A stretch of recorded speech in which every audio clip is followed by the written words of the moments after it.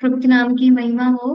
प्रभु ने मेरे जीवन में एक ऐसा अवसर दिया कि मैं आप सब बहनों के बीच में इस तरह से आ सकूं। और मैं विशेष करके प्रभु का धन्यवाद करती हूँ। मैं भी कुछ खास मुझ में योग्यता नहीं है, लेकिन जैसा प्रभु ने हम सबको एक समान प्रेम किया है और अपनी इच्छा से हर एक को अलग अलग वरदान दिए हैं। और प्रभु ने मुझे भी सहायता किया कि इस तरह से मैं भी आप लोगों के बीच में आकर एक छोटा सा बाइबल अध्ययन ले सकूं। प्रभु ने बीते दिनों में मुझे बहुत सहायता किया। आप सबकी प्रार्थनाओं के लिए मैं धन्यवाद करती हूँ। विशेष करके सभी एडमिट्स और जितने भी सिस्टर्स यहाँ पे जुड़ी हैं, उन सबका भी मैं प्रभु यीशु मसीह के नाम में धन्यवाद करती हूँ और उन सबकी मैं आभारी हूँ।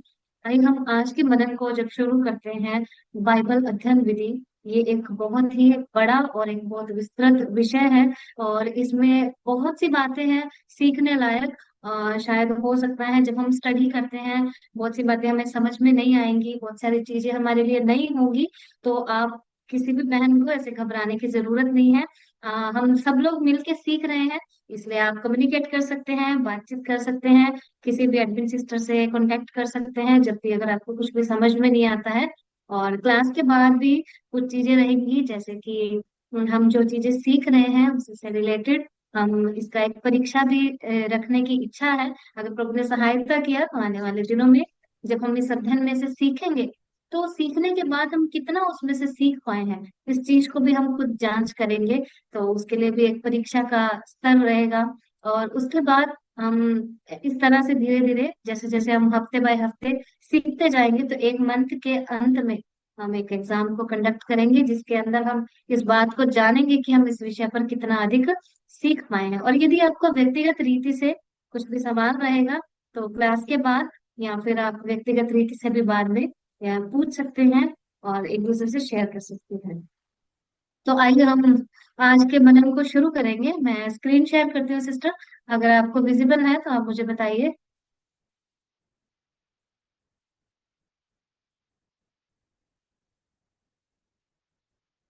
हाँ सिस्टर, देख पा रहे विजिबल है, स्लाइड शो कर दीजिए। हाँ, ओके ओके है। हैं? जैसे कि आप सबको स्क्रीन में लिखा हुआ दिख रहा है यहाँ पर, बाइबल अध्ययन विधियां, है ना। बाइबल को हम किन अलग अलग तरीके से उसको स्टडी कर सकते हैं, कैसे हम बाइबल के विषय में और अधिक सीख सकते हैं, ये बाइबल को पढ़ने का सही तरीका क्या है, इन सब बातों को हम आने वाले दिनों में आने वाले सत्रों में सीखेंगे। लेकिन उसके आगे जब हम इस विषय को शुरू करते हैं, तो हमें बाइबल से जुड़ी हुई कुछ महत्वपूर्ण जानकारी को मैं आपको देना चाहती हूँ कि ये जो बाइबल है, ये हमारे लिए इतनी खास, इतनी महत्वपूर्ण क्यों है, क्यों, और ये कहाँ से आई और ये हमारे हाथ तक कैसे पहुंची है, इसके पीछे कौन कौन से लोग रहे और कैसे ये परमेश्वर का वचन हम तक पहुंचा है। इसके लिए एक भाग हम पढ़ेंगे। हम जैसे कि आप पहले पॉइंट में देख सकते हैं कि ये जो बाइबल है, ये परमेश्वर का जीवित वचन है। लेकिन हम कैसे जान सकते हैं कि ये परमेश्वर का जीवित वचन है ना। आइए हम एक पद को निकालेंगे, इब्रानियों की किताब, उसका 4 अध्याय और उसका 12 पद। इब्रानियों की किताब, उसका 4 अध्याय और उसका 12 पद। वहां पर इस प्रकार से लिखा है, क्योंकि परमेश्वर का वचन जीवित और प्रबल और हर एक, एक सेकंड रखिए। हम्म, और हर एक दो धारी तलवार से भी बहुत तेज है। कहीं किसी किसी ट्रांसलेशन में लिखा है बहुत चोखा है, और प्राण और आत्मा को, गांठ गांठ और गुदे गुदे को अलग करके आर पार छेदता है, और मन की भावनाओं और विचारों को जांचता है। प्रियो, आप इस बात को, इस पद को जब हम ध्यान से देखेंगे, इसमें लिखा है कि परमेश्वर का वचन जीवित है। क्या हम किसी इंसान को बदल सकते हैं? नहीं बदल सकते। हम किसी व्यक्ति को जब समझाते हैं, आप में से यहाँ पर जितने भी हम बहनें जुड़ी हैं, हम सबको पता है झूठ बोलना पाप है। क्या हम छोड़ सकते हैं क्या इसको? हमें हमें पता है कि हमारे अंदर ये बुराइयां हैं, लेकिन हम उनसे छूट नहीं पाते।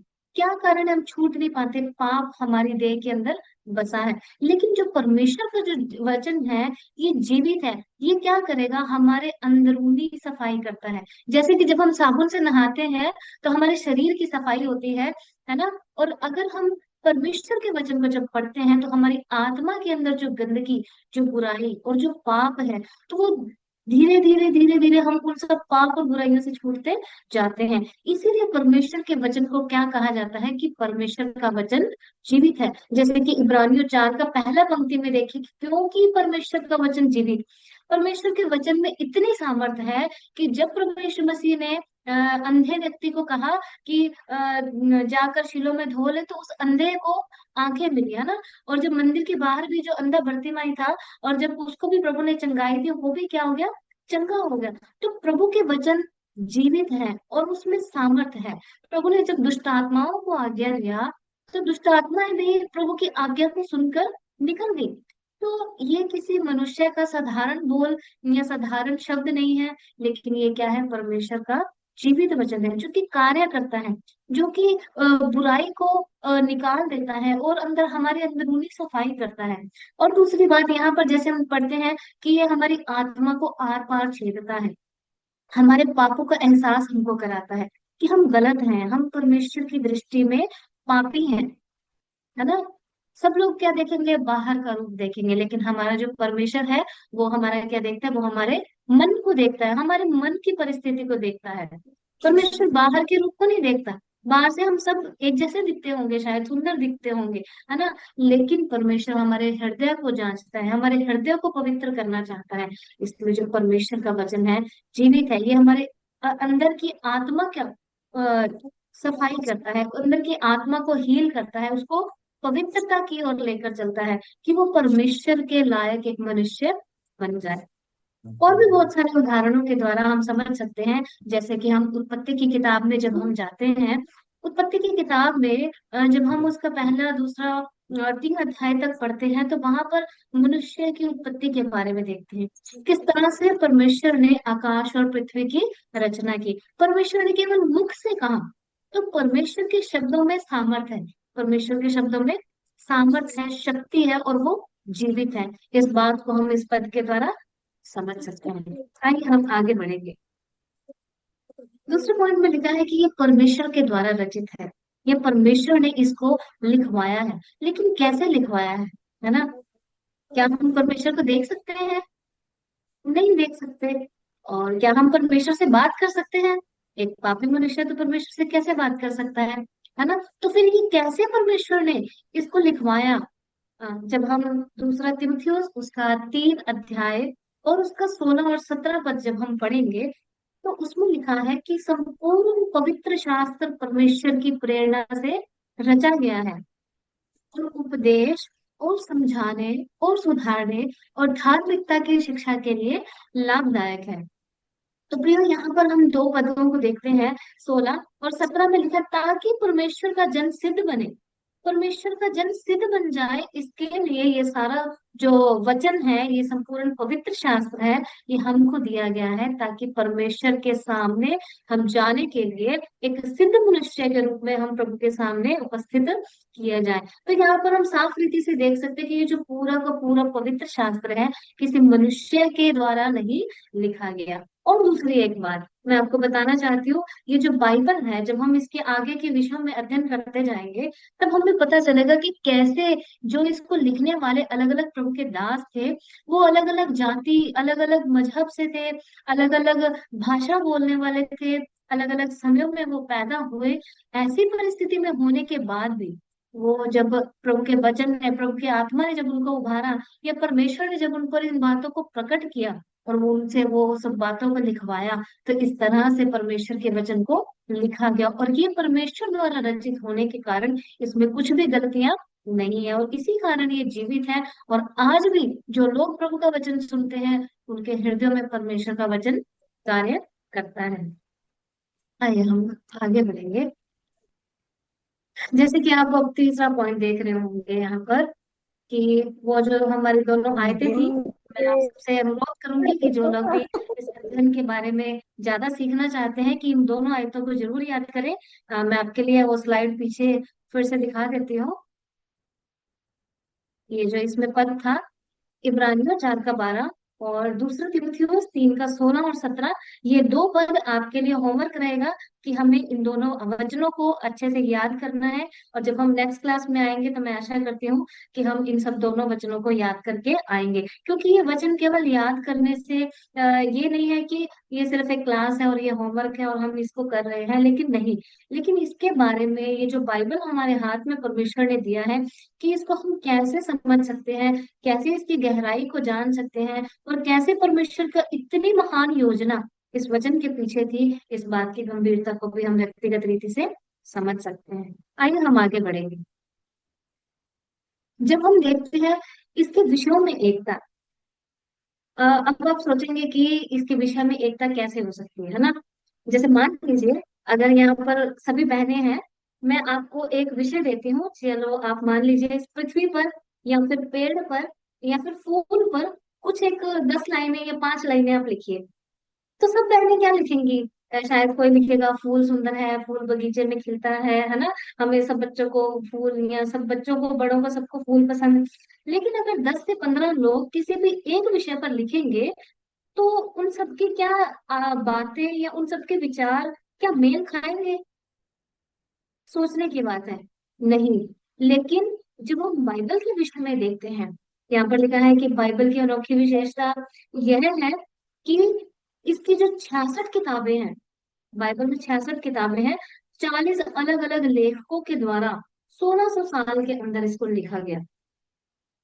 और ये जो 40 के 40 लेखक थे, ये क्या थे? अलग अलग जगह में, अलग अलग परिस्थितियों में, है ना, ऐसी जगहों में थे, अलग अलग स्वभाव उनके थे। इनमें से कुछ लोग तो वैद्य थे, कुछ लोग मछली पकड़ने वाले थे, और कुछ लोग जैसे कि अलग अलग तरीके के कार्य को करने वाले लोग थे।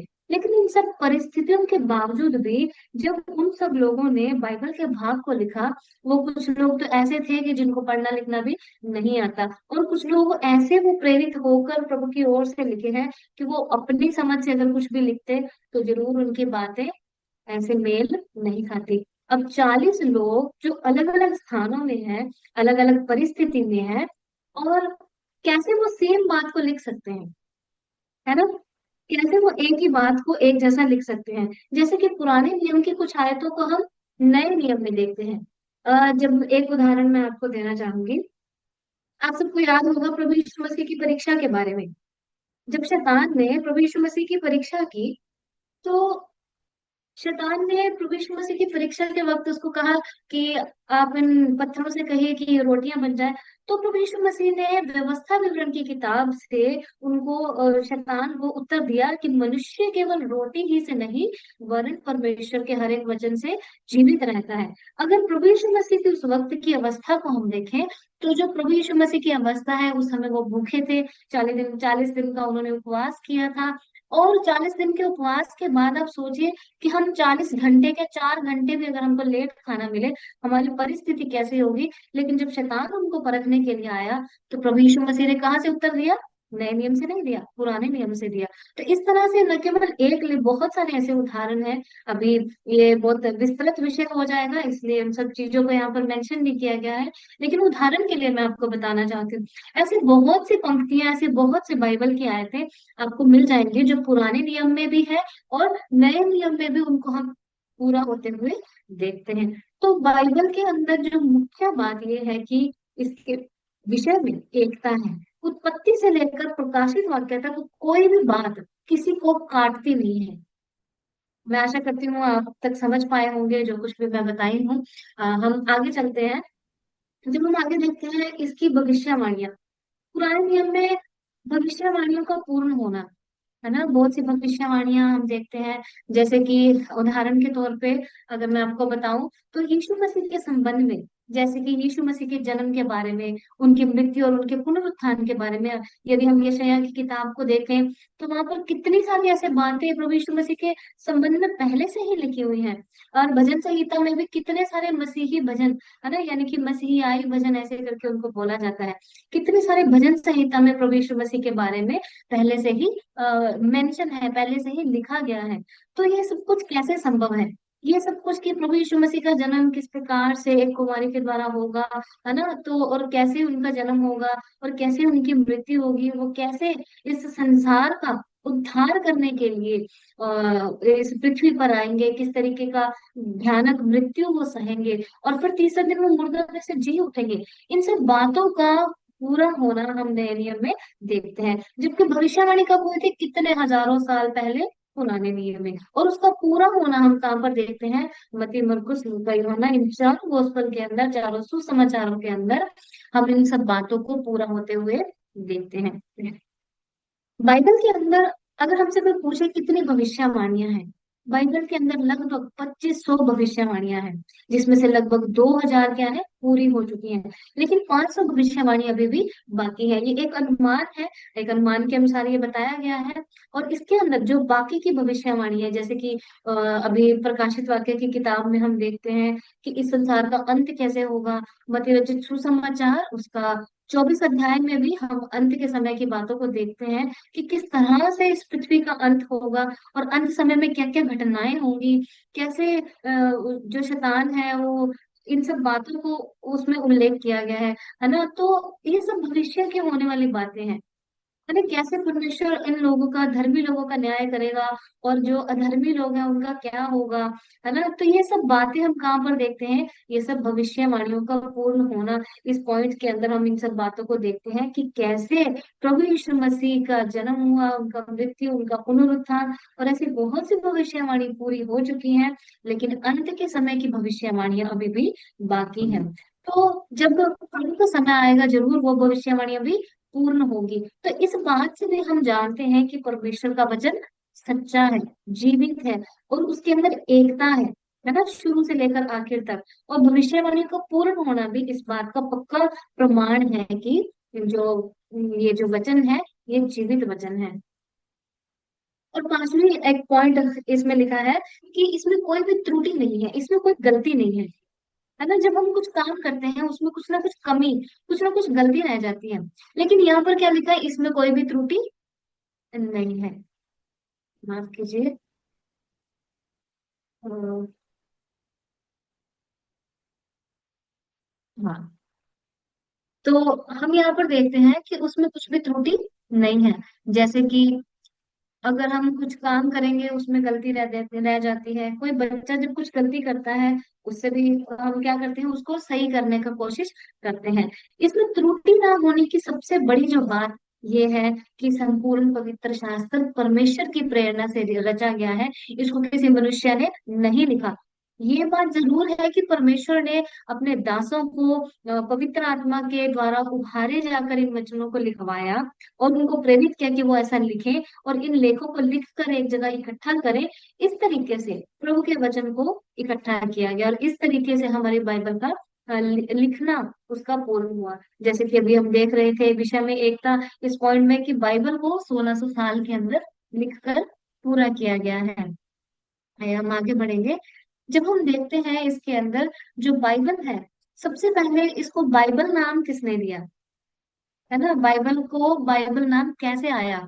जो बीसी 11वीं सदी के अंदर इतिहास और जो महत्वपूर्ण जब घटनाएं होती थी, तो इतिहास के समय में क्या करते थे, उन घटनाओं को लिखकर, है ना, एक ऐसे स्क्रोल बना लिया जाता था। जैसे आजकल हम देखते हैं बड़ा बड़ा चार्ट होते हैं, जैसे बच्चे लोग जो चार्ट बनाते हैं, ऐसा ही उस समय में पेपर या पेन पेंसिल, जैसे कि आज हम स्टेशनरी से खरीद सकते हैं, ऐसा उस समय में कुछ नहीं होता था। लेकिन 11वीं सदी में क्या होता था, जो भी ऐसी घटनाएं होती थी उन सबको एक जगह में लिख कर कलेक्ट कर लिया जाता था, और उस उन लेखों को बिब्लियोस कहा जाता था। और बाद में इसी के रूप को क्या कर बुलाया जाने लगा, बिब्लियोन करके बुलाया गया।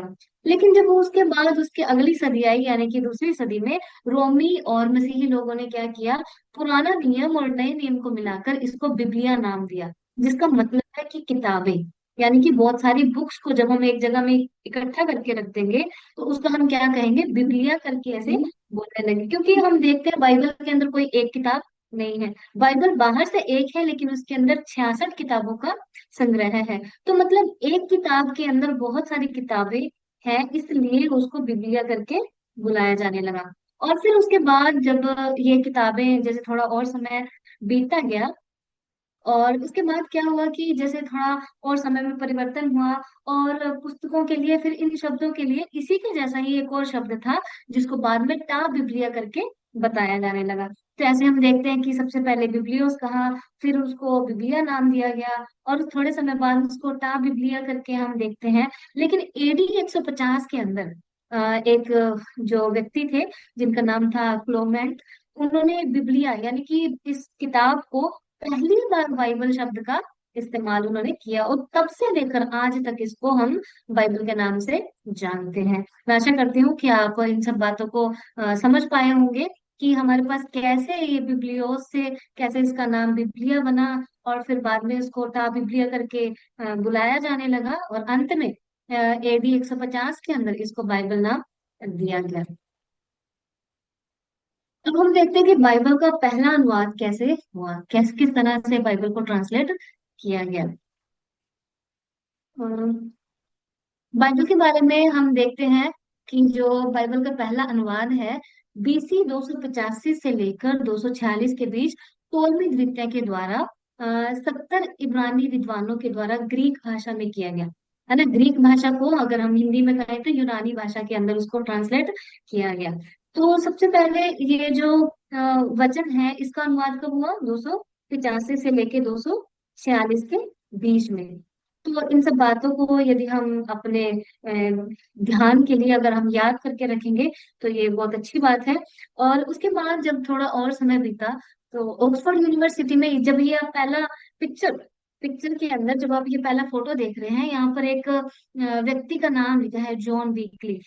है ना, ये प्रभु के दास थे, ये भी प्रभु की सेवा में थे। तो इनके बारे में बहुत सारी बातें हैं, लेकिन हम कुछ ही बातों को मैं आपको बताकर आगे बढ़ूंगी। ये ऑक्सफोर्ड यूनिवर्सिटी से पले बड़े हैं, और उसके बाद 1382 में उन्होंने रोमी वालगेट से अंग्रेजी भाषा में बाइबल का अनुवाद किया। लेकिन जब इन्होंने अनुवाद किया तो बहुत सारी बातों का इनको विरोध का सामना करना पड़ा, क्योंकि जो रोमी लोग थे, रोमन लोग थे, जो जैसे कि हम कह सकते हैं कि रोमन कैथोलिक लोग थे, वो इनका विरोध किया। लेकिन इन्होंने प्रभु के वचन को सही रीति से अनुवाद किया।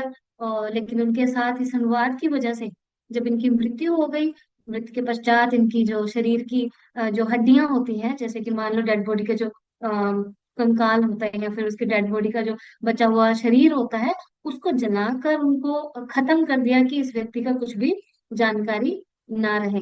आप यहाँ पर इस पिक्चर में काफी सारे नाम देख रहे होंगे। यहाँ पर लिखा है, ऊपर ऊपर हेडिंग में लिखा है, वे मर गए ताकि हम पढ़ सके। तो ये जो बाइबल हमारे हाथ में है, इसके लिए बहुत सारे लोगों ने अपने जीवन की कुर्बानी दी है। बहुत सारे लोग कष्ट उठाए हैं, बहुत सारे लोग शायद कितने लोगों को हम जानते भी नहीं है, कितने लोगों ने अपने जीवन को, अपने प्राण को दे दिया इसके लिए। है ना, और लिखा है कि वे मर गए ताकि हम पढ़ सके।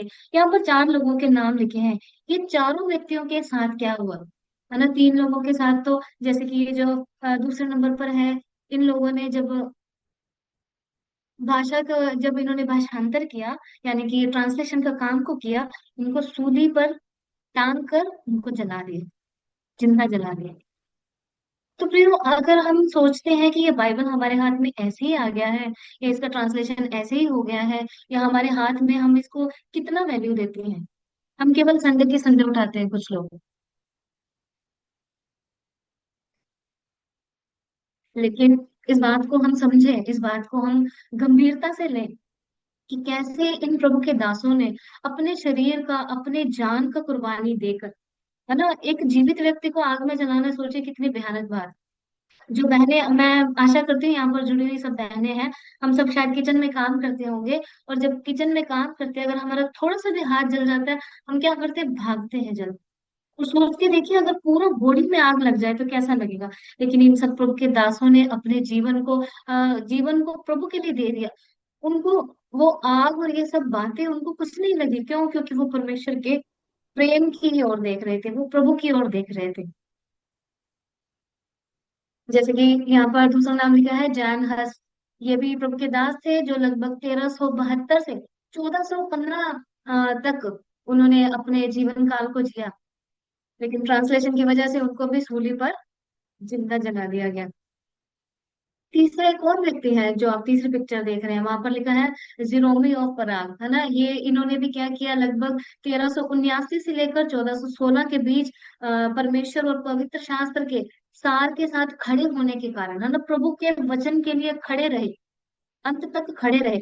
जब हम प्रकाशित वाक्य की किताब पढ़ते हैं, वहां पर लिखा है जो अंत तक धीरज रख धरेगा उसी का उद्धार होगा। तो कैसे इन लोगों ने इतना कष्ट, इतना पीड़ा, इतना दुख और दर्द को सह लिया, उसका एक ही कारण है, क्योंकि वो सच में परमेश्वर से प्रेम करते थे। वो सचमुच में परमेश्वर के दिए हुए इस पवित्र वचन से प्रेम करते थे। और लास्ट में जो नाम दिया है वो है विलियम टिंडेल। मैं आशा करती हूँ आप में से काफी सारे लोग इन नामों से परिचित होंगे। विलियम डेल ने 1494 से लेकर 1536 सन तक, है ना, बाइबल का हिब्रू और ग्रीक से इंग्लिश में अनुवाद किया। जो इंग्लिश का पहला अनुवाद है वो इन्हीं के द्वारा हुआ। माफ कीजिए, जो पहला अनुवाद था वो जॉन विक्लिफ के द्वारा हुआ था। और उसके बाद 1494 से लेकर 1536 में उन्होंने भी क्या किया था, एक और ट्रांसलेशन दिया इंग्लिश के अंदर, लेकिन उनको भी मार डाला गया, उनको भी जिंदा जला दिया गया। और इस तरह से हम देखते हैं। और लेकिन जब वो उस मृत्यु को सहन कर रहे थे, जब वो उस मृत्यु की दशा में थे, अवस्था में थे, उनकी एक अंतिम प्रार्थना थी। उस प्रभु के दास ने क्या कहा, उनकी अंतिम प्रार्थना ये थी कि हे प्रभु, इंग्लैंड के जो राजा, यानी कि वहां के जो मिनिस्टर हैं या प्रधानमंत्री हैं, जो भी वहां के लीडर हैं, उनकी आंखें खोल दे। फिर हम क्या प्रार्थना करते हैं, है ना। हम जब प्रभु से मांगते हैं, हम सोचते हैं कि प्रभु मेरे घर में ये समस्या है, मेरे घर में मुझे ये चाहिए, मुझे वो चाहिए, लेकिन क्या प्रियो, हम ऐसे प्रार्थना करते हैं कि प्रभु मैं बच गया, लेकिन मेरे जीवन के द्वारा दूसरे लोग भी बच जाए, मेरे परिवार के लोग बच जाए, मेरे रिश्तेदार लोग बच जाए, मेरे आसपास के पड़ोसी, मेरे आसपास के लोग, मेरे कार्य क्षेत्र के लोग बच जाए प्रियो। ये इस व्यक्ति की प्रार्थना देखिए। अगर मैं सोचती हूँ कि हमारे स्थान पर अगर कोई और होता, यानी कि इस व्यक्ति के स्थान पर अगर हम खड़े हो जाएं, तो शायद हम ऐसी प्रार्थना नहीं करेंगे। हम प्रभु से यही कहेंगे कि प्रभु जैसे इन्होंने हमको जलाया, आप भी इनको जला दीजिए। आप शायद एक दृष्टांत को जानते होंगे, जहाँ पर कुछ घटना होती है मत्ती रचित सुसमाचार में, तो चेले कहते हैं कि प्रभु आप भी इसका साथ ऐसा कर दीजिए। लेकिन प्रभु ने क्या कहा, है ना, बदला लेना हमारा काम नहीं है। बदला लेना किसका काम है, बदला लेना परमेश्वर का काम है। परमेश्वर ने जैसे हमसे स्वार्थ रहित प्रेम किया, परमेश्वर चाहता है कि हम भी उनके साथ, सब जो हमारे आसपास के लोग हैं, जो परमेश्वर को नहीं जानते, उनको हम परमेश्वर का प्रेम अपने जीवन के द्वारा दिखा सके। तो इन सब लोगों ने इस मृत्यु को सहा, इस दुख को सहा, इस कष्ट को सहा। ये केवल चार व्यक्ति हैं, कितने लोगों का जो ये जो चमड़ी है, ये जो स्किन है, पूरा जीवित मनुष्य का स्किन निकाल कर उनको ऐसे इस तरीके से तड़पा तड़पा कर दर्दनाक मृत्यु दी जाती थी। उनको मेंटली टॉर्चर किया जाता था। अलग अलग तरह की बातों को हम उनके जीवनों में देखते हैं कि कैसे उन लोगों ने मृत्यु को सहा, ताकि प्रभु का वचन हमारे तक, हमारी भाषा में, हमारी सहूलियत में, हमारे हिसाब से, है ना, हर एक की भाषा में, हर एक के हाथ तक पहुंच सके। इन लोगों की कुर्बानी है, इन लोगों का बलिदान है कि हमारे हाथ में आज हमारी भाषा में ये जो बाइबल है हमें मिला है।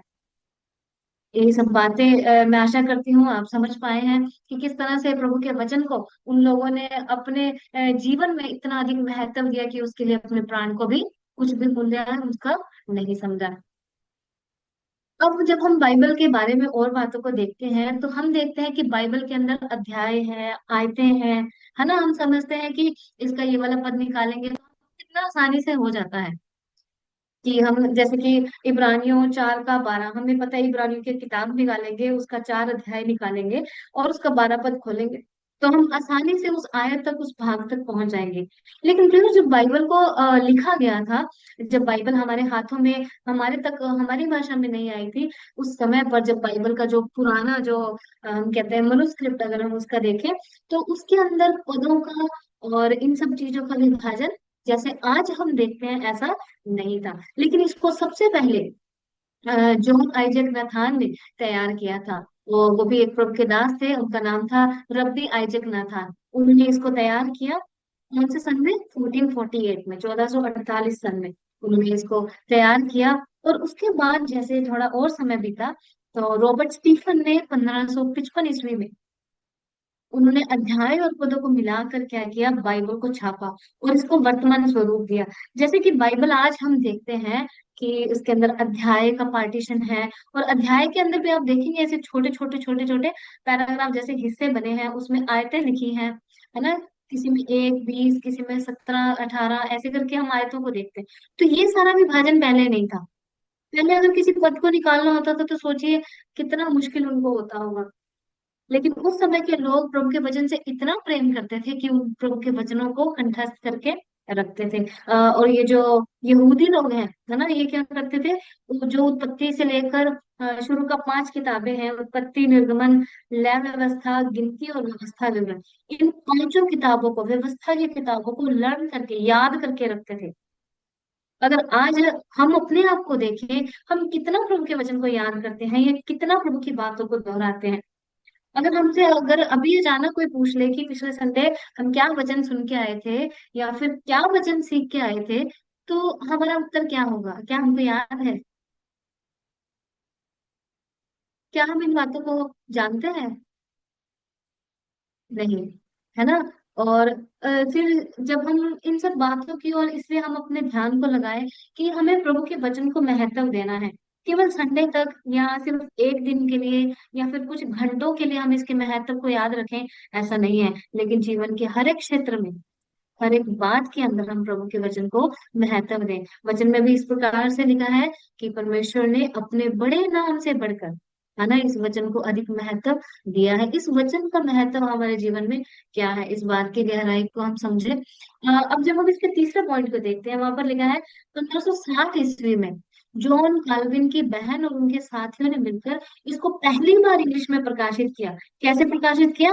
ये डिवाइडेशन के साथ ही, चैप्टर्स और उसके अंदर वर्सेस यानी कि अध्याय और आयतों का अलग अलग विभाजन करके, है ना, और अलग अलग किताबें, इनको एक तरीके से किस तरीके से संकलित करना है, प्रभु ने उनको अगुवाई किया, उस तरीके से इन्होंने उसको बांट दिया। और अध्याय और पदों का विभाजन इस तरह से पूरा हुआ, और इस तरह से हमारी जो पहली इंग्लिश का बाइबल है तैयार हुई।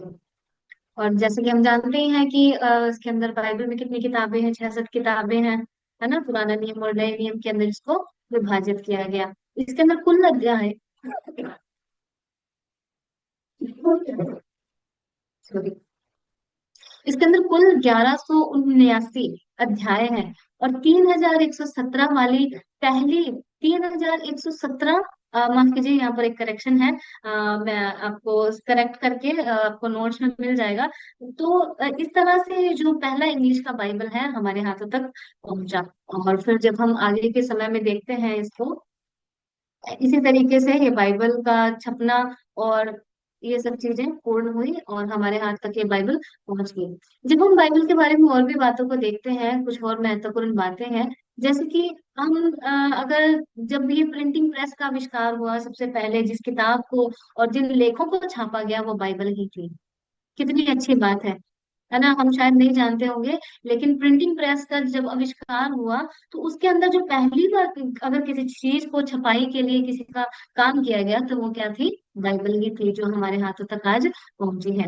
और हम देखते हैं कि बाइबल का जो क्वालिटी है, जो भी बाइबल हम लोग यूज करते हैं, आपके पास होगा, आप देखिए इसका क्वालिटी, आप इतने बड़े साइज में, जितना बड़े साइज में लेना चाहिए मिल जाएगी। और उसके बाद अगर आपको छोटे से छोटे साइज में चाहिए तो पॉकेट साइज में भी आपको अवेलेबल मिलती है। लेकिन ये हमारी भाषा में और हमारे हाथों तक इतना आसानी से और इतनी सुविधा से पहुंचा है, इसके पीछे बहुत सारे लोगों का त्याग और बलिदान है।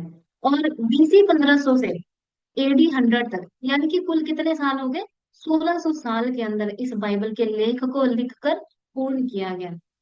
और यानी कि टोटल 1600 साल लगे इस बाइबल को लिखने के लिए। और शुरू में जब हम देख रहे थे, वहां पर हम देखते आए थे कि 40 लेखकों ने इसको अलग अलग समय और अलग अलग परिस्थिति और अलग अलग हालात में होते हुए इस बाइबल को लिखा है। और न केवल वो लिखने वाले खुद थे, लेकिन लिखवाने वाला खुद स्वयं परमेश्वर थे। और परमेश्वर ने उनको उभारा और परमेश्वर ने उनसे लिखवाया और उन्होंने लिखा, और इस तरह से हमारी बाइबल की रचना पूर्ण हुई। बाइबल का जब हम पुराना नियम देखते हैं तो पुराने नियम को इब्रानी भाषा में और उसका कुछ हिस्सा अरामी भाषा में लिखा गया है। सिर्फ थोड़ा सा हिस्सा है जो आरामी भाषा में है, लेकिन जो पुराना नियम का पूरा हिस्सा है वो ज्यादातर हिस्सा यानी कि वो उसमें लिखा गया है इब्रानी भाषा में। लेकिन जब नई नियम के बारे में हम देखते हैं, नए नियम को यूनानी भाषा में लिखा गया। जैसे कि और यहाँ पर ब्रैकेट में लिखा है कोइनी ग्रीक। कोइनी ग्रीक एक ऐसी भाषा थी, जैसे कि जब हम हिंदी में बात करते हैं तो एक बोलने वाली हिंदी और एक किताब के अंदर लिखने वाली हिंदी, इन दोनों में फर्क है ना। तो ऐसा ही एक फर्क है कि यूनानी भाषा में लिखा गया, लेकिन कोइनी ग्रीक एक ऐसी भाषा है जो बोली जाने वाली भाषा है। यानी कि यूनानी को जो बोलने में जो सरलीकरण है, उस तरीके से उसको लिखा गया। और फिर आगे इसका ट्रांसलेशन हम धीरे धीरे इंग्लिश में और हिंदी में और आपकी अलग अलग भाषाओं में, हो सकता है शायद बंगाली या अलग अलग भाषाओं में भी हम देख सकते हैं। हम आगे बढ़ेंगे। यहाँ पर लिखा है कि बाइबल, है ना, बाइबल का एक बेसिक सा इंट्रोडक्शन यहाँ पर लिखा है। बाइबल को हम क्या देखते हैं, हमारे पास, मैं आशा करती हूँ हम सब लोग बाइबल लेके बैठे हैं। और बाइबल के अंदर हम पार्टीशन देखते हैं ना, पुराना नियम और नया नियम, दो भाग के अंदर इसको विभाजित किया गया है। और इसके अंदर टोटल किताबों की संख्या है 66। ये भी हमको याद हो गया होगा, शायद मैं 3 से 4 बार बोल चुकी हूँ। तो आप इस बात को याद कर लें, हो सकता है कि ये आपका सवाल हो आने वाले समय में। तो इस तरीके से हम सीखते रहेंगे। और आगे है लिखा है कि पुराने नियम के अंदर 39 पुस्तकें हैं, है ना। और 39 पुस्तकों के अंदर क्या क्या आएगा, उसके अंदर हम कानून की किताबों को देखते हैं। कानून का मतलब है व्यवस्था, या फिर तोरा, या इस तरीके से, या फिर उसको पेंटाटुक भी बोला जाता है। शुरू की जो 5 किताबें हैं, उसके अंदर इतिहास की किताबें आएंगी, और उसके अंदर काव्य आएगा, और भविष्यवाणी की किताबें। इस तरह से हम उसको देखते हैं। लेकिन नए नियम के अंदर हम केवल कितनी पुस्तकों को देखते हैं, 27 पुस्तकों को, है ना। और टोटल देखा जाए 39 और 27, ये कितना हो गया, 66, यानी कि 66 किताबें हमारी दोनों हिस्सों को मिलाकर होती हैं।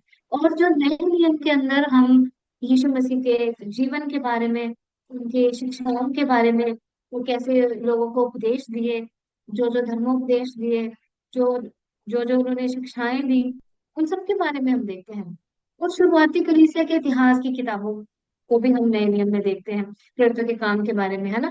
उसके बाद भविष्य के अंदर क्या कुछ होगा, ये सारी बातें हमें कहाँ से मिलती हैं, ये बाइबल के अंदर हमको एक जगह संग्रहित मिलती है। आइए हम इसको थोड़ा और सरल तरीके से समझने की कोशिश करेंगे। मैं आशा करती हूँ आप स्क्रीन देख पा रहे हैं ना।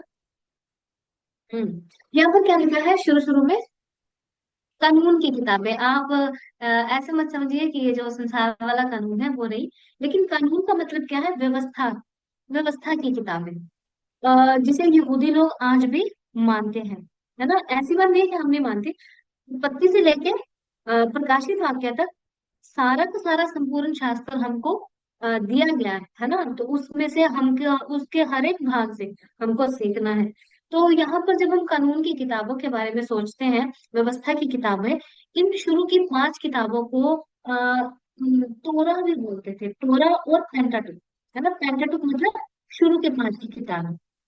इन किताबों के नाम मैं आशा करती हूँ हमको याद होंगे। और अगर अभी तक आप में से किसी ने भी बाइबल की किताबों के नाम याद नहीं किए हैं, तो आप याद कर लीजिए। आपके लिए ये एक आसानी होगी आपको आने वाले समय में, जब हम कोई भी बाइबल स्टडी करते हैं या फिर हम पढ़ते हैं या फिर कुछ भी काम हो। लेकिन अगर हम इन बातों को याद रखेंगे तो ये हमारे लाभ के लिए होंगी। और इन किताबों के नाम उत्पत्ति, निर्गमन, लय व्यवस्था, गिनती और व्यवस्था विवरण, ये 5 किताबों को हम देखते हैं, जिसको पेंटाटुक के नाम से जाना जाता है। अगर कोई अचानक से पूछ ले हमसे कि पेंटाटुक किसे कहा जाता है, तो शुरू की 5 की किताबों को, या फिर इसको तोरा भी कहा जाता था, TORAH, है ना, तोरा। यानी कि जो इसको व्यवस्था की किताबें भी बोला जाता है। तो ये 3 नामों से इसको पुकारा जाता है। आगे जब हम देखते हैं इतिहास की किताबें, जिसके अंदर कैसे मनुष्य, जैसे कि शुरू की उत्पत्ति से लेकर व्यवस्था विवरण तक हमने देखा कि कैसे मनुष्य की उत्पत्ति हुई, फिर पाप जगत में आया, पाप के पश्चात कैसे जल प्रलय से परमेश्वर ने इस सृष्टि का नाश किया। उसके बाद फिर आगे की और सृष्टि, अब्राहम और फिर इसराइल, और इस तरह से व्यवस्था विवरण तक प्रभु की व्यवस्था को हम देखते हैं। लेकिन आगे जब हम देखते हैं कि आगे कैसा क्या कुछ हुआ, वो सारा इतिहास, इतिहास के अंदर यहोशू से लेकर यहोशू, न्यायी और रूत, यानी कि एस्तेर तक की किताबें, यहोशू से लेकर एस्तेर तक की किताबों को इतिहास की किताबें बोला जाता है।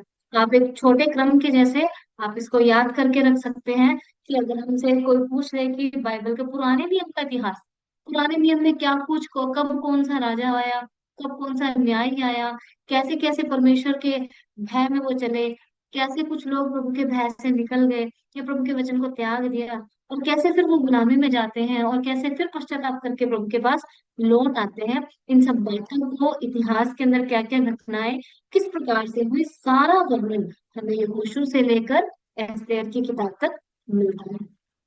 उसके बाद आते हैं काव्य और लेखन की किताबें, जैसे कि ये जो पांच किताबें आप देख रहे हैं, अय्यूब, भजन संहिता, नीति वचन, सभोपदेशन और श्रेष्ठ गीत, इन पांच किताबों को काव्य और लेखन की किताबें कहा जाता है, यानी कि इसको कविता के रूप में लिखा गया है। जैसे कि भजन संहिता में हम देखते हैं और श्रेष्ठ गीत में आप देखेंगे, है ना। तो इन इन पांचों को काव्य और लेखन की किताबों के अंतर्गत हम लिखते हैं, एक समझ के लिए कि हमें बाइबल का पार्टीशन पता हो कौन सी किताब कौन सी है और किसके अंदर हमको क्या मिले।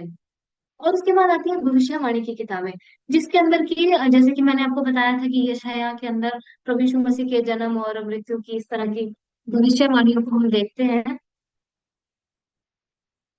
इसमें आगे लिखा है यशायाह से लेकर मलाकी तक, ये सारी की सारी भविष्यवाणी की किताबें हैं। लेकिन यहाँ पर आपने देखा होगा ऊपर लिखा है कि जो छोटे भविष्यद्वक्ता, और यहाँ पर लिखा है प्रमुख और प्रमुख भविष्यद्वक्ता या फिर बड़े भविष्यद्वक्ता। ये केवल इनके अंदर अंतर इतना ही है कि ये जो पांच लेख आप पहले देख रहे हैं यशायाह से लेकर यहेजकेल तक, ये सारे, इन सब के अंदर अधिक अध्याय हैं, जैसे कि 40 50 ऐसे ऐसे करके इनके अंदर अध्याय हैं। लेकिन जब आप होशे, योएल, आमोस, ओबद्याह इनके अंदर देखेंगे, इनके अंदर 8, किसी में 10, किसी में 4, किसी में 5, इस तरह से अध्याय है। उनके अंदर अध्याय कम होने के कारण उनको छोटे भविष्यद्वक्ता बोले जाता है और इनको बड़े भविष्यद्वक्ता बोले जाता है, क्योंकि इनके लेख लंबे थे, इसलिए इनको बड़े भविष्यद्वक्ता या प्रमुख भविष्यद्वक्ता के नाम से जाना जाता है। आप ये मत सोचिए कि ये शायद बड़े हैं तो बड़े महान लोग होंगे, वो शायद होशे और योएल और मलाकी और ये सब छोटे लोग हैं, ऐसा बिल्कुल भी हमको सोचने की जरूरत नहीं है। प्रभु की सहायता करें। हमारा समय हो गया है। एक जल्दी से हम नए नियम का भी थोड़ा सा बताकर आज के इस क्लास को हम खत्म करेंगे। अ, तो यशायाह से यहेजकेल बड़े भविष्यद्वक्ता, और होशे से लेकर मलाकी तक ये है हमारे छोटे भविष्यद्वक्ता, यानी इनके लेखों के जो साइज है, इनके अध्यायों की संख्या कम होने के कारण इनको छोटे भविष्यद्वक्ता याद करने के लिए या हमें मेमोराइज करने के लिए इसको ऐसा पार्टीशन दिया गया है। जब हम आते हैं नए नियम में, नए नियम के अंदर बिल्कुल आसान सी बात है। कैसे? जैसे कि मत्ती, मरकुस, लूका, यूहन्ना, शुरू की जो चार किताबें हैं, ये सुसमाचार की किताबें हैं। इसके अंदर परमेश्वर का शुभ संदेश, जिसको सुनने के बाद एक पापी व्यक्ति मन फिराता है और परमेश्वर से अपना मेल मिलाप करता है, तो ये सुसमाचार की किताबें हैं, मती से लेकर यूहन्ना तक। उसके बाद हम देखते हैं इतिहास की किताब, जैसे कि पुराने नियम का इतिहास था, वैसे ही नए नियम के अंदर भी इतिहास है। कहाँ पर मिलता है हमको? प्रेरितों की किताब के अंदर।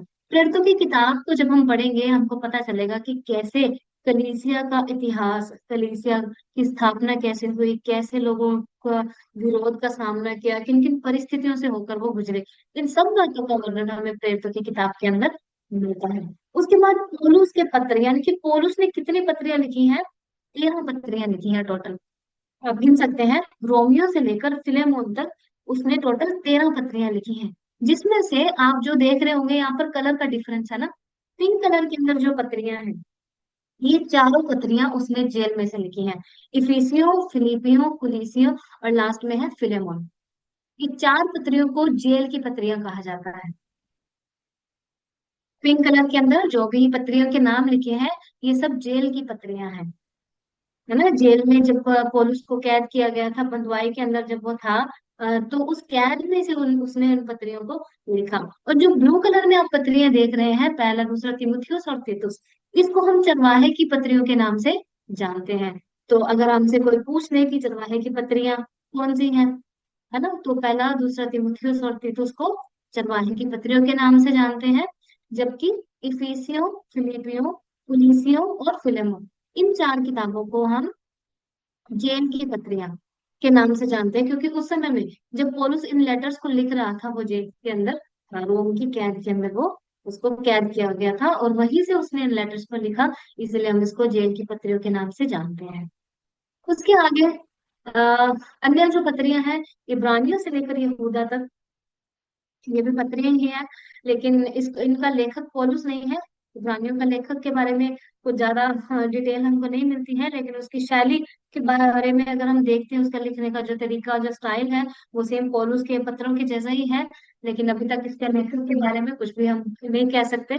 लेकिन जरूर इसको परमेश्वर ने अपनी इच्छा से उसको लिखवाया और हमारे हाथ तक दिया है, तो इसके पीछे भी जरूर परमेश्वर की कुछ ना कुछ महान योजना होगी। आगे जब हम देखते हैं इब्रानियों से यहूदा, अन्य पत्रियां, इसको भी, ये भी पत्रियों के अंदर ही आता है, ये आगे की पत्रियां हैं। इनके लेखक अलग अलग हैं, जैसे कि पतरस का लेखक पतरस, और यहूदा ने 3 पत्रियां लिखी हैं, फिर यहूदा ने लिखी है, याकूब ने एक पत्र लिखी है। इस तरीके से हम इनको देखते हैं। फिर आखिरी में जब हम देखते हैं, वो है प्रकाशित वाक्य, आखिरी किताब। उसके अंदर भविष्यवाणी, अंत के समय में क्या कुछ होगा, उन सबकी जानकारी हमको मिलती है। प्रभु ने मुझे सहायता किया इस क्लास को लेने के लिए। मैं आशा करती हूँ आप लोग सीख पाए हैं, समझ पाए हैं। अगर आपको इसमें कुछ भी अगर समझ नहीं आया, या फिर कुछ भी अगर आपको डाउट है, आप पूछ सकते हैं कभी भी क्लास के बाद, या फिर व्यक्तिगत रीति से।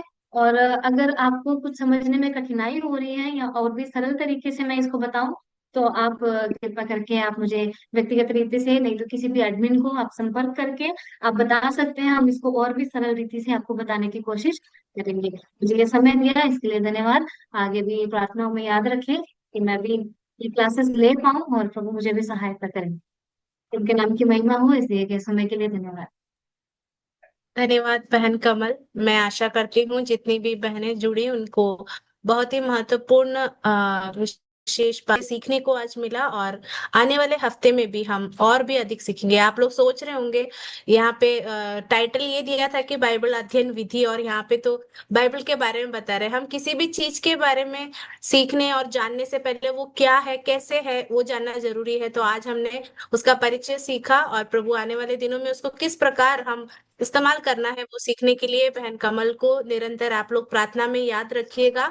और आप लोग बिना समय गवाए हर शनिवार को 8 बजे जुड़िएगा। हम सब एक साथ प्रभु में सीखेंगे। आज जुड़ी हुई सभी बहनों का मैं तहे दिल से धन्यवाद देती हूँ, और जो बहनें पहली बार जुड़ी हैं उनका भी मैं स्वागत करती हूँ और धन्यवाद भी देती हूँ कि आप लोग हमारे साथ जुड़े। हम आज की सभा को प्रार्थना करके समाप्त करेंगे। उसके लिए मैं हमारे राजस्थान में भीलवाड़ा में प्रभु की सेवकाई कर रही एलसी पन आंटी हमारे बीच में है। आंटी प्रार्थना करके आज के क्षण को हम समाप्त करेंगे। आइए हम प्रार्थना करेंगे। हमारे स्वर्गीय पिता परमेश्वर, धन्यवाद करते हैं प्रभु जी इस सुंदर अवसर के लिए। प्रभु जी, हमें आज प्रभु जी अनेक बातों को सुनने के लिए, सीखने के लिए तूने जो मौका दिया प्रभु जी, हम धन्यवाद करते हैं। खासकर बहन कमलजीत के लिए भी हम प्रार्थना करते हैं प्रभु जी। और उनके द्वारा प्रभु जी जो वचन सिखाया गया हमें, बाइबल किस प्रकार हमारे हाथों में पहुंचा प्रभु जी, किस प्रकार से वो कई लोगों के द्वारा और जो तकलीफ, दुख, परेशानियों के मध्य से गुजर कर प्रभु जी हमारे मध्य में आज पहुंचा प्रभु जी, इसलिए हम तेरे धन्यवाद करते हैं प्रभु जी। तेरे जीवित वचन के लिए हम धन्यवाद करते हैं प्रभु जी। और परमेश्वर द्वारा ये रचित सुसमाचार को हमें पढ़ने, मनन करने के लिए जो मौका तूने हमें हमें दिया प्रभु जी, धन्यवाद करते हैं। हमने देखा प्रभु जी किस प्रकार की अवस्थाओं से होकर के अनेक संत लोग प्रभु जी तेरे वचन के लिए कितने अधिक जागरूक थे, कितने प्यासे थे प्रभु जी। और किस प्रकार वो आज हमें बहुत सुंदर तरीके से हमारे हाथों में अपनी अपनी भाषाओं में प्रभु जी मिला प्रभु जी, धन्यवाद करते हैं। आने वाले दिनों में भी बहन को आशीष दे प्रभु जी। जुड़े हुए सभी बहनों के लिए हम धन्यवाद करते हैं। एडमिन्स के लिए भी हम धन्यवाद करते हैं प्रभु जी। इस कार्य को चलाने के लिए उनके हृदय में जो प्रेरणा दी है उसके लिए भी हम धन्यवाद करते हैं प्रभु जी। और ये वचन पढ़ करके, इसको मनन करके प्रभु जी, जो जिस तरीके से हमें जो समझाया जा रहा प्रभु जी, अपने जीवन में उससे उपयोग में लाने के लिए और आने वाले दिनों में प्रभु जी हर सैटरडे को प्रभु जी ये वचन हमें सीखने के लिए तो मौका दे। इसमें सभी बहनों को जुड़ने का अवसर प्रदान कर प्रभु जी। हमें जो बाइबल स्कूल जाने की जरूरत नहीं है। हम मुफ्त रूप से इस वचन को हमें पढ़ने के लिए प्रभु जी तूने जो बहुत सुनहरा अवसर दिया, धन्यवाद करते हैं प्रभु जी। तू ही धन्यवाद के योग्य है प्रभु जी। हम धन्यवाद, आदर, महिमा, स्तुति सब कुछ तेरे हाथों में समर्पित करते हुए इस छोटी सी विनती प्रभु यीशु मसीह के पवित्र और मीठे नाम से मांगते हैं, सुनो और ग्रहण कर। आमीन। आमीन। Thank you aunty. सभी को जय मसीह की। जय मसीह की, जय मसीह की। जय मसीह। आज समय कमी की वजह से हम लोग सवाल नहीं समय समय दे सके सवाल के लिए। आज शुरुआत था तो थोड़ा इंट्रोडक्शन में भी थोड़ा टाइम गया, लेकिन कल से हम कोशिश, अगले हफ्ते से हम कोशिश ये करेंगे कि 8 बजे शुरू करके 9 बजे खत्म करें, क्योंकि ये डिनर का टाइम है बहुत सी जगहों में। लेकिन फिर भी आप लोगों ने प्रभु की इच्छा, वचन को सीखने की जो इच्छा दिखाई, उसके लिए मैं प्रभु का बहुत धन्यवाद देती हूँ। और जो भी सवाल है आप लोग अभी पूछना चाहते हैं तो पूछ सकते हैं, नहीं तो आप पर्सनली भी हम में से किसी को भी आप मैसेज कर सकते हैं। सभी को जय मसीह की। जय मसीह की सभी को। जय मसीह के। जय इस मसीह। देख लो लेके आनी होगा। तमन्ना सिस्टर कैसे हैं आप? तबीयत कैसी है? हाँ ठीक हूँ सिस्टर, आप बताओ कैसे हो? हम लोग भी प्रभु की दया से ठीक है। आप ना विशेष करके प्रार्थना करना, जो बेटा लव है ना उसको अभी भी बहुत ज्यादा, आज बहुत ज्यादा ऐसे हाथों में झटके लग रही हैं। 8 ही साल का बच्चा है, उसको बहुत ज्यादा परेशानी हो रही है। तो मैं थोड़ी लेट जुड़ पाई क्योंकि उसको वो दिक्कत हो रही, तो हम सब लोग प्रार्थना में बैठे थे।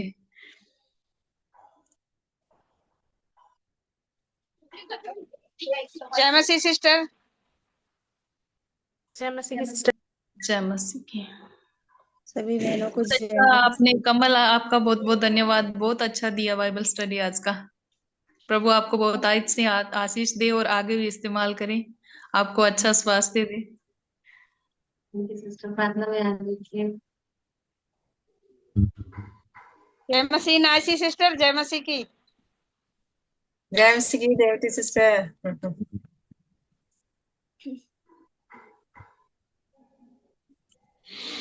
जय मसीह की सभी बहनों को जय मसीह। जय तमन्ना मसीह। बहन ने जो प्रेयर माटर भेजी थी वो आज हमने डाला था ग्रुप में, बेटर लव के लिए। उम्र मुझे पता नहीं था, 8 साल का है। हम विशेष को उनके लिए प्रार्थना करेंगे। तमन्ना सिस्टर की बहन का ही बेटा है वो। Okay okay okay. तो उसमें लिखा नहीं हुआ है, तो सिस्टर हाँ, बोल रही थी प्रार्थना के लिए। जरूर जरूर। ओके, सभी को धन्यवाद। प्रभु आपको बहुत जय ऐसे मसीह आशीष की दे। सबको, सभी सिस्टर्स को जय मसीह की। जय मसीह। कमल बहुत सबको अच्छा जय मसीह अच्छा की। आशीष करे। और भी कमल को फिर से प्रार्थना में याद रखिए। और बैठ नहीं पा रही हूँ, ज्यादा देर दिक्कत हो रही है, सांस भी चढ़ रहा था, बस प्रभु हाँ मदद हाँ, किया मैं। जरूर जरूर। ठीक है ओके सबको। सभी की। Good night.